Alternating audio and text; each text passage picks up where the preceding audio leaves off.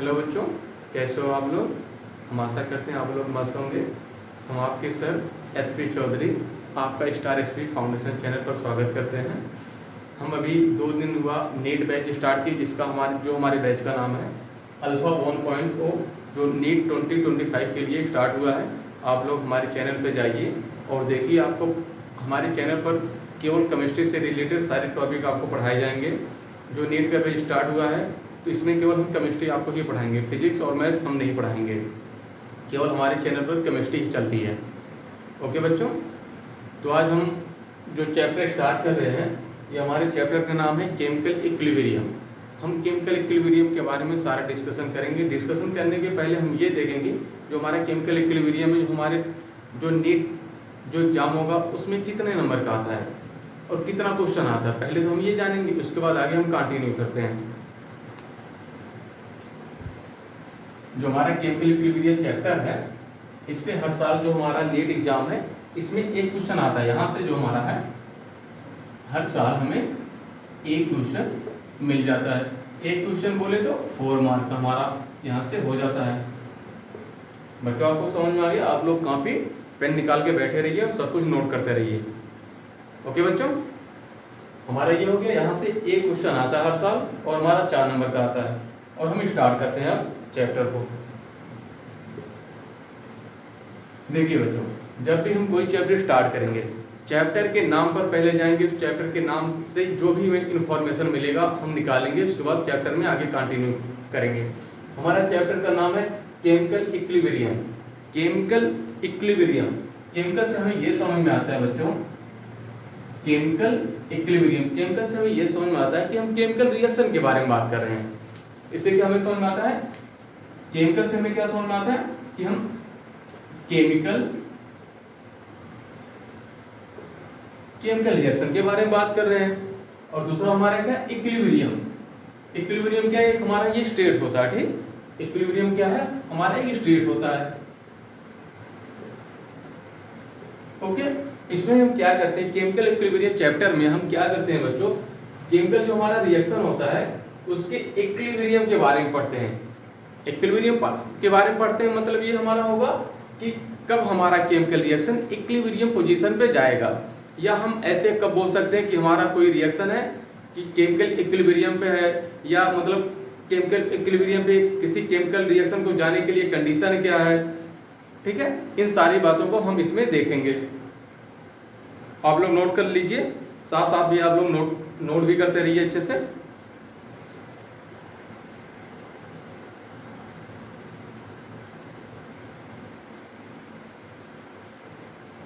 अब टॉपिक आपका स्टार्ट होता है। हम बात करेंगे रिएक्शन। तो बच्चों, आपको ये समझ में आ गया होगा कि केमिकल इक्विलिब्रियम में हम क्या पढ़ते हैं। केमिकल इक्विलिब्रियम हम यही पढ़ते हैं कि हमारा कोई केमिकल रिएक्शन जो होता है कि वो कब, जब हमारा कोई केमिकल रिएक्शन है वो इक्विलिब्रियम स्टेट में कब जाएगा। कैसे हमें ये पता चलेगा कि हमारा रिएक्शन केमिकल इक्विलिब्रियम के स्टेट में आ गया। ठीक है, इसी के बारे में चैप्टर में सारा डिस्कशन करेंगे। हम स्टार्ट करते हैं कि हमारा रिएक्शन जो है डायरेक्शन के बेस पर, जो हमारा रिएक्शन होता है डायरेक्शन के बेस पे हमारा 2 प्रकार का होता है। रिएक्शन बोले तो केमिकल रिएक्शन की बात करेंगे। जो हमारा केमिकल रिएक्शन होता है, chemical reaction are classified to types.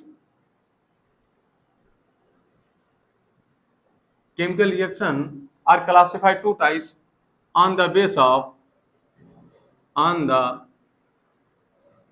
base of direction. बच्चों, जो हमारा केमिकल रिएक्शन होता है डायरेक्शन के बेस पर हमारा 2 प्रकार का होता है। ओके, जो हमारा रिएक्शन होता है, जो हमारा केमिकल रिएक्शन होता है डायरेक्शन के बेस पे हमारा 2 प्रकार का होता है बच्चों। पहला जो हमारा है रिवर्सिबल रिएक्शन होता है। पहला कौन सा? रिवर्सिबल। दूसरा हमारा क्या होता है? इरिवर्सिबल।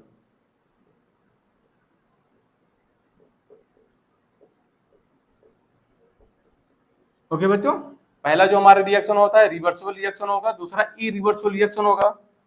आपको ये समझ में आ गया। अब बात करते हैं इरिवर्सिबल रिएक्शन क्या होता है, कैसे जानेंगे, कैसे पहचानेंगे इसके बारे में। अब इसके बारे में होल डिस्कशन करेंगे। देखिए बच्चों, पॉइंट नंबर 1 पहले हम समझेंगे, उसके बाद लिखेंगे। जो हमारा इरिवर्सिबल रिएक्शन होता है, ऐसा केमिकल रिएक्शन जो केवल एक डायरेक्शन में मूव करे, ऐसा कोई भी केमिकल रिएक्शन जो एक डायरेक्शन में चले, इस प्रकार के रिएक्शन को इरिवर्सिबल रिएक्शन के कैटेगरी में हम लाते हैं। ठीक है, अगर हम क्या इसमें बोल सकते हैं, ओनली अकर one direction,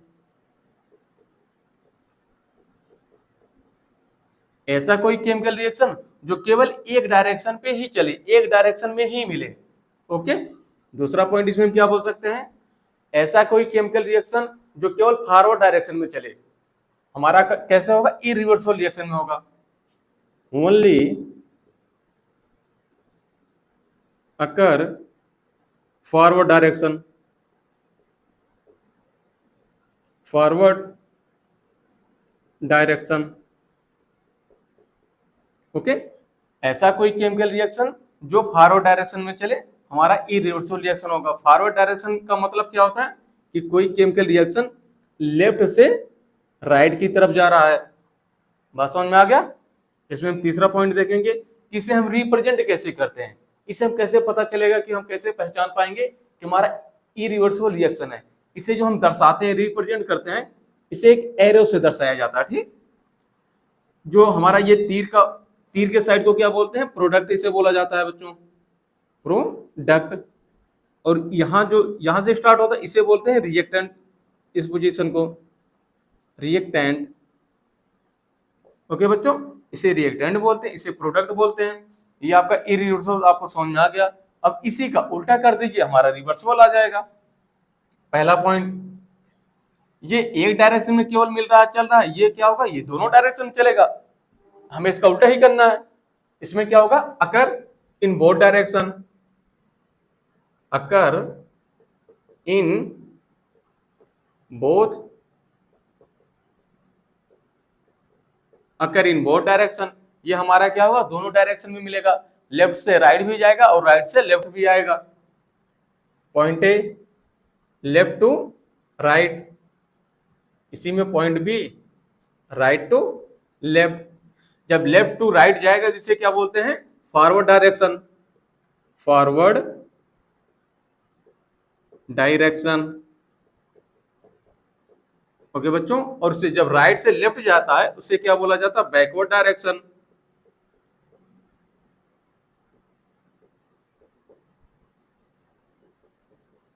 okay, third point इसमें क्या है, इसके आगे, इसे हम कैसे रिप्रेजेंट करेंगे।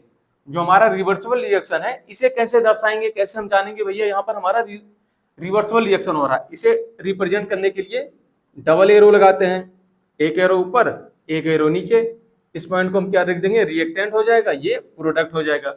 रिवर्सिबल रिएक्शन में जो हमारा रिएक्टेंट है, ये रिएक्टेंट की तरह भी काम कर सकता है और प्रोडक्ट की तरह भी काम कर सकता है। रिवर्सिबल रिएक्शन में जो हमारा प्रोडक्ट है, ये प्रोडक्ट की तरह काम करेगा और रिएक्टेंट की तरह भी, दोनों की तरह काम कर सकता है। ये किसकी तरह, ये कभी प्रोडक्ट भी बन जाएगा, कभी रिएक्टेंट भी बन जाएगा। जो यहाँ रिएक्टेंट है भी, वो कभी कभी हमारा प्रोडक्ट भी बन जाएगा। बच्चों, आपको समझ में आ गया अच्छे से, आप लोग नोट कर लीजिए। हमने बस यही बताया है, जो हमारा केमिकल रिएक्शन होता है, डायरेक्शन के बेस पे दो प्रकार का होता है। यहाँ तक क्लियर हो गया। एक हमारा रिवर्सिबल रिएक्शन होता है, एक इरिवर्सिबल रिएक्शन होता है। ओके, उसके बाद हमने ये बताया जो इरिवर्सिबल रिएक्शन होता है, किसे कहते हैं इरिवर्सिबल रिएक्शन, कैसे पहचानेंगे। उसके लिए बस एक ही चीज है, ऐसा कोई केमिकल रिएक्शन जो एक डायरेक्शन में चले, एक डायरेक्शन मतलब एक ही दिशा में चले, ओनली अकर वन डायरेक्शन, इंग्लिश में लिख दिए। ठीक, दूसरा पॉइंट क्या है कि ऐसा कोई केमिकल रिएक्शन जो फॉरवर्ड डायरेक्शन में चले, फॉरवर्ड मतलब राइट की तरफ चले, लेफ्ट से राइट की तरफ, उसी को लिख दिए ओनली अकर फॉरवर्ड डायरेक्शन। का मतलब यही है, जब कोई केमिकल रिएक्शन लेफ्ट से राइट की तरफ जा रहा है, बाएं से दाएं की तरफ जा रहा है। ठीक, तो इस प्रकार के रिएक्शन को इरिवर्सिबल रिएक्शन कहा जाता है। और इसे रिप्रेजेंट कैसे कहते हैं, रिप्रेजेंट दर्शाते कैसे, पहचानेंगे कैसे, इसे एक एरो से बनाया जाता है। ठीक, क्या करते हैं, एक एरो से हम बना देते हैं और जो ये तीर वाला जो पार्ट है इसे प्रोडक्ट कहा जाता है, और इस वाले पार्ट को जो यहाँ से स्टार्ट होता है उसे रिएक्टेंट कहते हैं। ये हमें समझ में आ गया। और दोबारा हमारा दूसरा क्या था, रिवर्सिबल रिएक्शन। इरिवर्सिबल का उल्टा कर दीजिए, इसमें एक डायरेक्शन चल रहा था, इसमें दोनों डायरेक्शन चलेगा। अगर इन बोथ डायरेक्शन, ऐसा कोई केमिकल रिएक्शन जो दोनों डायरेक्शन में चलता हो तो हमारा क्या हो जाएगा, रिवर्सिबल रिएक्शन हो जाएगा। जैसे लेफ्ट से, इसमें क्या, लेफ्ट से राइट की तरफ जाएगा और राइट से लेफ्ट की तरफ भी जाएगा, ठीक। एक बार बाएं से दाएं जा रहा है, एक बार फिर दाएं से बाएं जा रहा है। जो हमारा लेफ्ट से राइट, बाएं से दाएं जाता है उसे क्या बोलते हैं, फॉरवर्ड डायरेक्शन बोला जाता है, ठीक, कि हमारा रिएक्शन चल रहा है। जब राइट से लेफ्ट जाता है तो उसे क्या बोलते हैं, बैकवर्ड डायरेक्शन बोलते हैं। और रिप्रेजेंट कैसे करते हैं, इसी प्रकार रिप्रेजेंट किया जाता है। एक बार एरो ऊपर लगता है, एक बार इसमें नीचे लगता है। यहाँ तक आपको समझ आ गया होगा, नोट करिए, आगे फिर कंटिन्यू करते हैं बच्चों।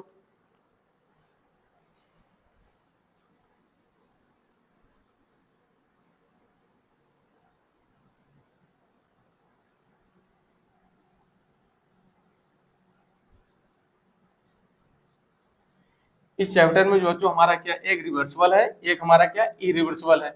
और इरिवर्सिबल में हमें केवल रिवर्सिबल रिएक्शन के बारे में पढ़ना है, इरिवर्सिबल के बारे में हमें पढ़ना नहीं है। इसमें तो हम बता चुके हैं, दोनों में केवल हमें क्या करना है, केवल हमें रिवर्सिबल, जो हमारा ये है रिवर्सिबल रिएक्शन, केवल हमें इसी के बारे में पढ़ना है। वो भी रिवर्सिबल रिएक्शन में एक हमारा पॉइंट आता है, एक वर्ड आता है, जान लीजिए, जिसका नाम है इक्विलिब्रियम स्टेट, ठीक। हमें पहली बात तो रिवर्सिबल, इरिवर्सिबल में हमें केवल रिवर्सिबल के बारे में पढ़ना है। रिवर्सिबल में भी हमें क्या पढ़ना है, केवल क्या पढ़ना है, इक्विलिब्रियम के बारे में, इक्विलिब्रियम स्टेट। ओके, हमें क्या करना है, केवल इक्विलिब्रियम स्टेट के बारे में ही पढ़ना है बस। इसी एक पॉइंट पर हम पूरे चैप्टर में इसमें डिस्कशन करेंगे, हमें बस एक ही पॉइंट के बारे में पढ़ना है। ओके बच्चों,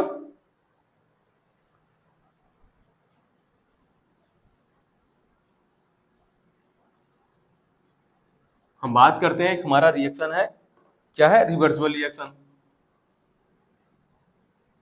एग्जांपल लेते हैं ए से बी, ये हमारा कैसा रिएक्शन है, ये हमारा रिवर्सिबल रिएक्शन है। ऊपर वाले, जो हमारा ऊपर वाला एरो है, इसे हम क्या बोलते हैं, फॉरवर्ड डायरेक्शन इसे बोला जाता है, फॉरवर्ड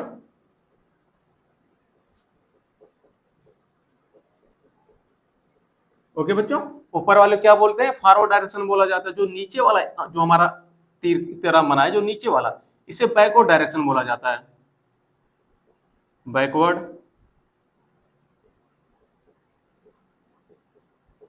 इसे हम क्या बोलते हैं, नीचे वाले को हम बैकवर्ड बोलते हैं, ऊपर वाले को फॉरवर्ड बोलते हैं। नोट कर लीजिए, आगे कंटिन्यू करते हैं।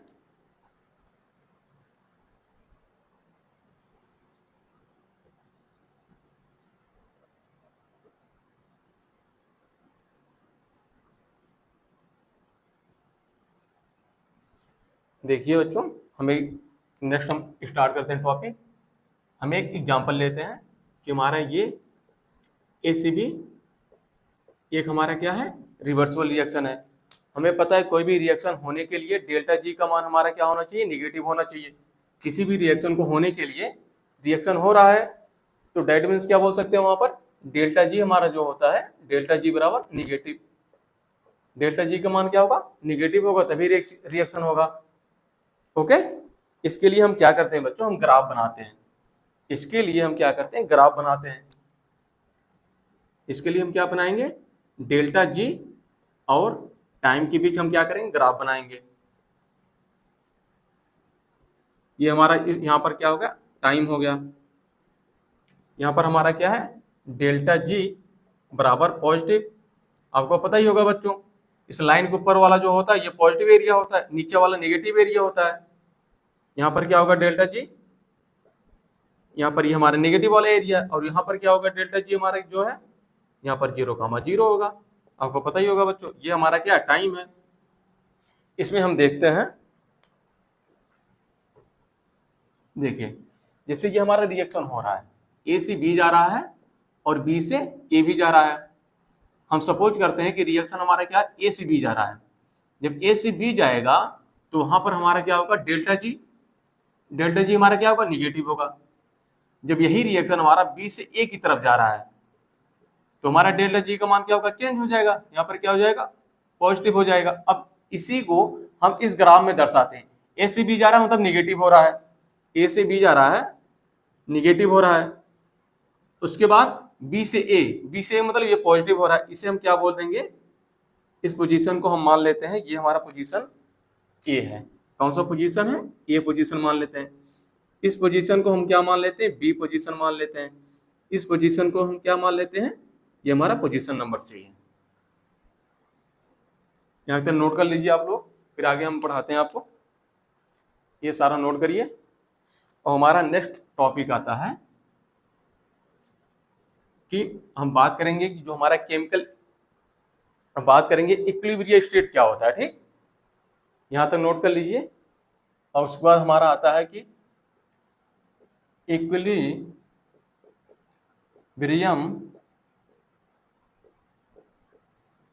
स्टेट किसे कहते हैं या क्या होता है, ठीक है। कंटिन्यू करें बच्चों। देखिए जो हमारा इक्विलिब्रियम स्टेट होता है, रिवर्सिबल रिएक्शन का वह पॉइंट, किसकी बात कर रहे हैं, रिवर्सिबल रिएक्शन का वह पॉइंट जहां पर डेल्टा जी बराबर 0 हो जाए।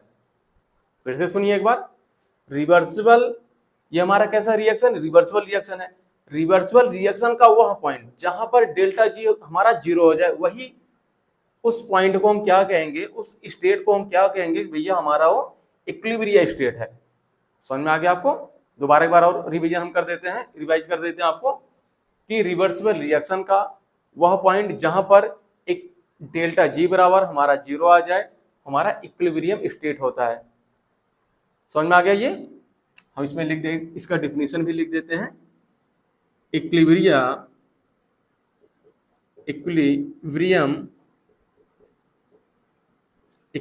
स्टेट अकर at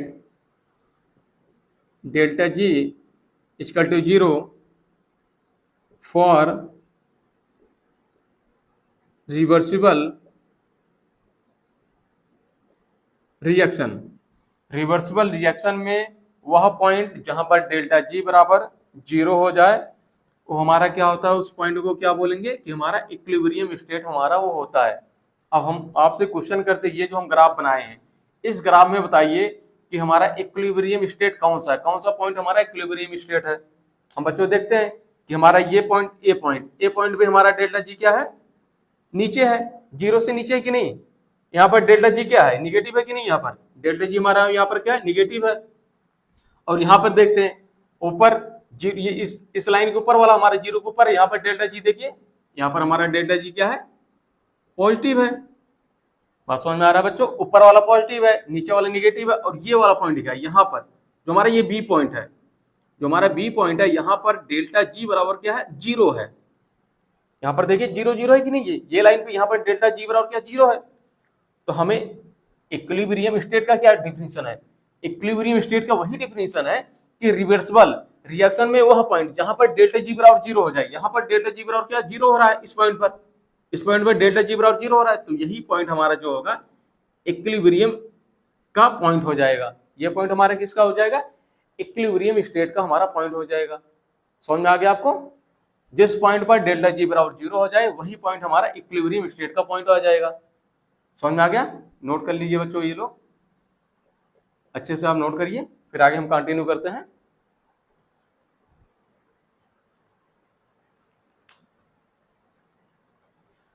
ये इक्विलिब्रियम स्टेट का जो हम चल रहा है, केमिकल इक्विलिब्रियम, ये हमारा अभी पहला लेक्चर है बच्चों। अभी आज के लिए बस इतना ही देखते हैं, आगे का नेक्स्ट लेक्चर हम कैसे स्टार्ट करेंगे। अभी ये जान लीजिए, अभी डेमो क्लास जो भी आप समझ सकते हो, बस डेमो क्लास नहीं, ये लेक्चर ही कंटिन्यू स्टार्ट हुआ है। आज पहला दिन, इसलिए आप लोग को थोड़ा सा हम छोटा वीडियो आप लोग के बना रहे हैं, उसके बाद कंटिन्यू कम से कम आपको लॉन्ग वीडियो ही प्रोवाइड किया जाएगा। यहाँ तक देखने के लिए आप लोग को बहुत बहुत थैंक यू।